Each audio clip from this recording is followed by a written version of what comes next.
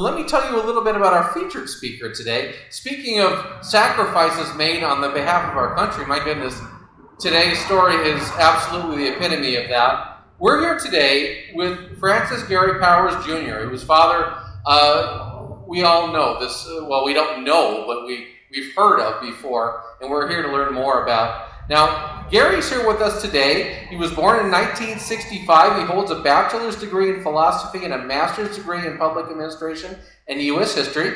He's the founder and chairman emeritus of the Cold War Museum located in Vint Hill, Virginia. He is the chairman of the Presidential Advisory Committee for the Cold War Themed Study, which assists the National Park Service to identify historic Cold War sites for preservation. Gary is the past president and CEO of the Vienna Tysons Corner Regional Chamber of Commerce, 2000 to 2005, and in 2015 he consulted for Steven Spielberg's thriller, Bridge of Spies, which, I'm going to pause here momentarily to say, we are going to show at this museum. We've been trying to do it for a while now. COVID has prevented that, but that is going to happen. As long as you're committed to it, we're committed to it, we're going to make that happen. So he was a consultant for Steven Spielberg on that movie, Bridge of Spies, about the 1962 spy exchange between the KGB spy Rudolph Abel and CIA U-2 pilot Francis Gary Powers Sr. He is the author of Letters from the Soviet Prison and Spy Pilot. Gary lectures internationally, appears regularly on C-SPAN, History and Discovery channels, and is married with one son, and is here today as our featured speaker. Gary, thank you so much. Thank you for being here. Welcome to the Palm Springs Air Museum. When I was growing up in Southern California, I was aware that my father had been shot down over the Soviet Union, imprisoned by the KGB, and ultimately exchanged for a Soviet spy. But as a kid, growing up in this family, this was normal. I was aware of it. I thought everybody's dad had been through something like this.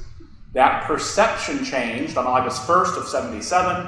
My dad's working for NBC television out of Los Angeles, flying their helicopter, reporting on news of weather and traffic. On August 1st of 77, the helicopter runs out of gas and crashes. He and the cameraman are killed in the accident. So at the time, being 12 years old, I walk into a house full of people who inform my mom and I of the bad news.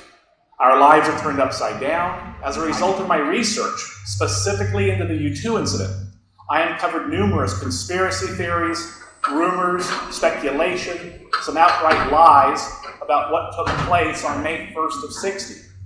I've read that it was sabotage, and a Norwegian spy had planted a bomb in the tail section of the airplane.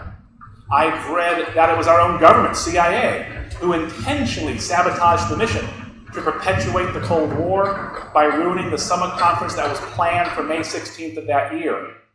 I've read that it was pilot error, that Dad allowed the plane to have a flameout that forced it to a lower altitude where it was then hit by a MiG or a missile.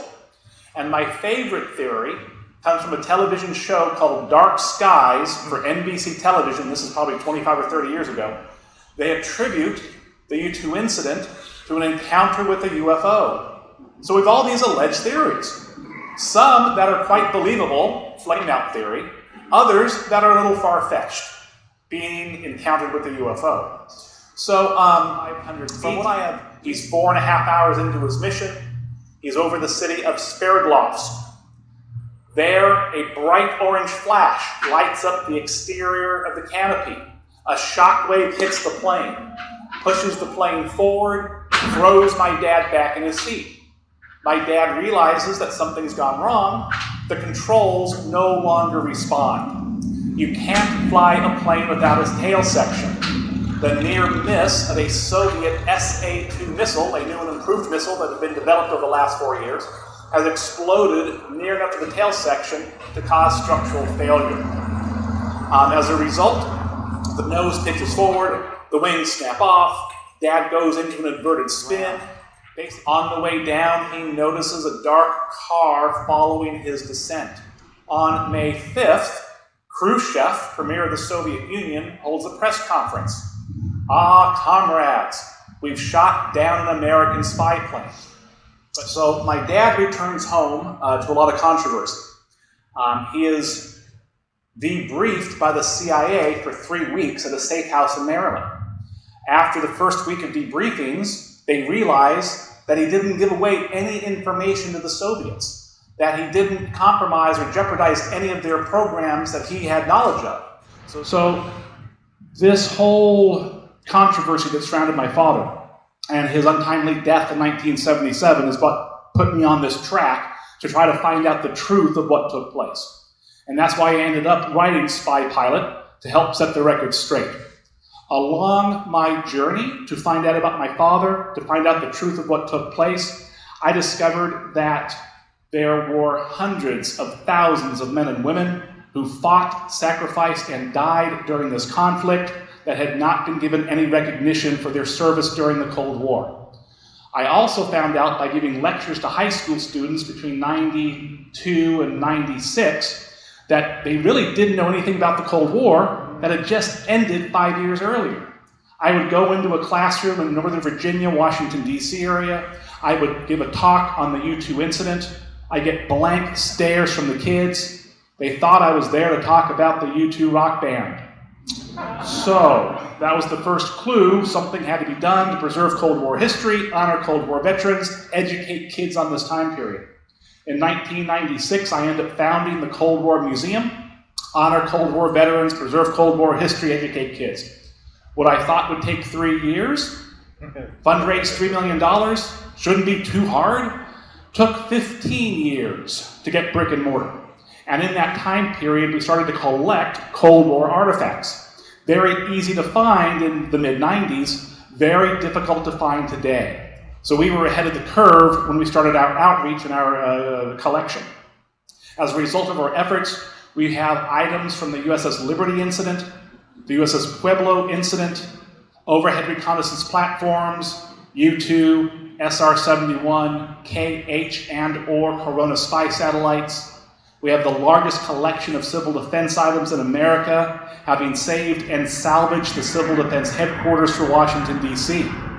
We've been able to get uniforms, flags, banners, regalia, some weapons from East Germany, West Germany, the Soviet Union, America, and other countries that were involved in the Cold War. The Cold War was a world war. It affected every country to one extent or another. Some countries much more so, like Germany, that had the Berlin Wall going down the middle of the city. And it had a lasting impact on American life and world life. So I always think that it's very important to understand history, to learn from our past so that we can make our future a better place to live. Sometimes I'm thinking that government officials don't get that memo. So sometimes I see right now that history is repeating itself. The tensions, the things that are going on in the world. And you can look back to the Cold War and see similarities. And that's why I think it's so important to understand this history, because it will help you go forward into the future. So that's just a little bit about the Cold War Museum, the U-2 incident. More information online for the museum, that line is coldwar.org. If you'd like to reach me, I can be reached through my website at garypowers.com. So thank you very much for coming out today. I'll be glad to open this up for Q&A. And Greg, how do we want to do that? Oh, do we have any questions? Well, first of all, how about a thank you, folks? Absolutely.